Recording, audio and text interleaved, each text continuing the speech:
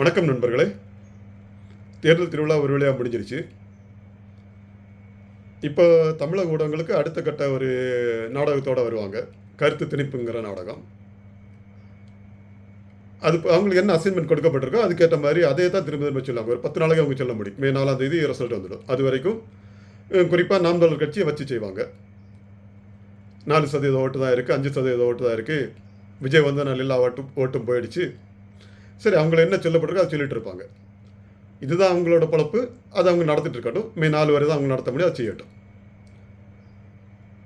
இதுக்கு முன்னாடி எந்த கருத்து திணிப்புலையும் இவங்க சொன்னது மாதிரி நாம் தமிழர் கட்சி அடங்கினதில்லை. இவங்க சொன்னதை விட 3 மடங்கு 4 மடங்கு எப்போவுமே அதிகமாக தான் ஓட்டு வாங்கியிருக்கு. சரி, இது எப்படி இந்த மே 4ஆம் தேதி அதே மாதிரி தான் அவங்க முகத்தில் கறி பூச போகுது. சரி, அப்படி இருந்தாலும் அவங்க ஒரு நாள் வருத்தப்பட போகிறதில்ல. இதே தான் அடுத்த தேர்தலையும் செய்வாங்க. சரி, அவங்களோட பொழப்பு அப்படியே நடக்கட்டும். கிள்ளியூர் தொகுதியில் ஏப்ரல் 23ஆம் தேதி தேர்தல் நடந்த அன்னைக்கு மற்றும் அதுக்கு முன்ன உள்ள நாள் நிலவரப்படி உள்ள கள நிலவரத்தின்படி எந்த கட்சி எப்படி ஜெயிப்பாங்க, ஜெயிக்கிற நிலவரம் எப்படி இருக்குங்கிறத என் மனசில் தோன்ற நான் சொல்கிறேன். கிள்ளியூர் தொகுதி கடற்கரை கிராமங்கள் நிலவரம் எல்லாருக்குமே தெரியும். இதுக்கு முன்னாடி எப்படின்னா, ஒவ்வொரு ஊர்லேயும் குறைஞ்சபட்சம் இருக்க மொத்த ஓட்டுகளில் 80%லேருந்து 95% ஓட்டுகள் காங்கிரஸ் நிலையாக வாங்கிடும். அதுக்கு பல காரணங்கள் உண்டு. சரி, அது அப்படி எல்லாருக்கும் தெரிஞ்ச விஷயம்தான்.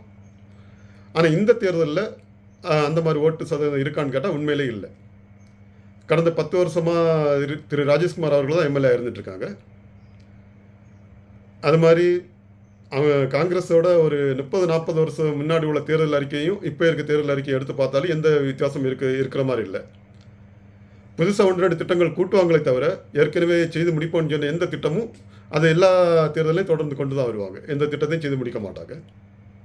ஸோ இதெல்லாம் மக்கள் புரிஞ்சுக்கிட்டாங்க. மக்கள் அதனால் இப்போ காங்கிரஸுக்கு ரொம்ப எதிராக தான் இருக்காங்க. இப்போ காங்கிரஸுக்கு அந்த சரிகிற ஓட்டு சதவீதம் மற்றும் எல்லா ஓட்டுகளையும் நாம் தமிழரும் தமிழக வெற்றி கழகமும் தான் மொத்தமாக வாங்குது. மீது அதிலிருந்து பிரிகிற ஓட்டுகளை எல்லாம்.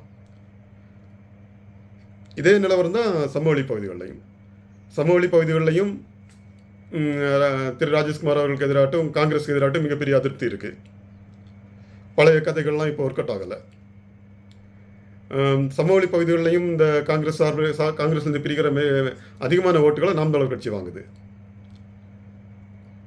இதுவரைக்கும் 2ஆவது இடத்துலேருந்து வந்து கொண்டிருந்த பிஜேபி இதோட நேரடியாக போட்டியிடலை.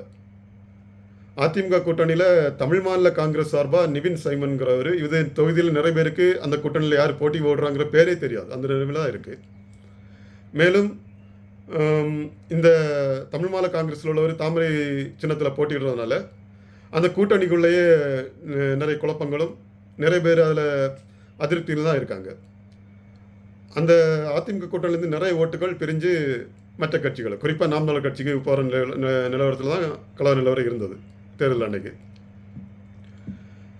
தமிழக வெற்றி கழகம் பொறுத்தாலும் குறிப்பிட்ட சில பகுதிகள் அதிகமாக நல்ல ஓட்டுகள் வாங்குது. ஆனால் எல்லா தொகுதி முழுக்க வாங்குறான்னு பார்த்தா கண்டிப்பாக இல்லை. இதுதான் கள நிலவரம்.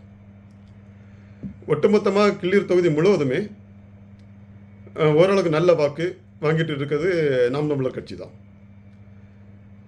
ஒரு சிறந்த வேட்பாளர் என்ற முறையிலும் பல வருடமாக களத்தில் கன்னியாகுமரி மாவட்டத்தில் இருக்க பல போராட்டங்களும் பல களத்திலே முன்னே நிற்கிறங்கிற ஒரு அடிப்படையில் தொகுதி முழுவதுமே ஹிம்லருங்கிறதுக்கு நல்ல பேர் இருக்குது. நாம் தமிழர் கட்சியும் இப்போது நல்ல வீரியமாக வளர்ச்சி அடைந்து வந்துட்டுருக்கு. கண்டிப்பாக மே 4ஆம் தேதி என்னோட கணிப்புப்படி தமிழ்நாட்டின் நிலப்பரப்பில் பார்த்தா முதல் தொகுதியும், தொகுதி எண்ணிக்கை வரிசையில் பார்த்தா கடைசி தொகுதியுமான கிள்ளியூர் தொகுதியில் புலிக்கொடி கண்டிப்பாக பிறக்குங்கிறதான் என்னோட கணிப்பாக இருக்குது. சரி, எதுவாக இருந்தாலும் மே 4ஆம் தேதி நம்ம கண்டிப்பாக பார்க்கலாம்.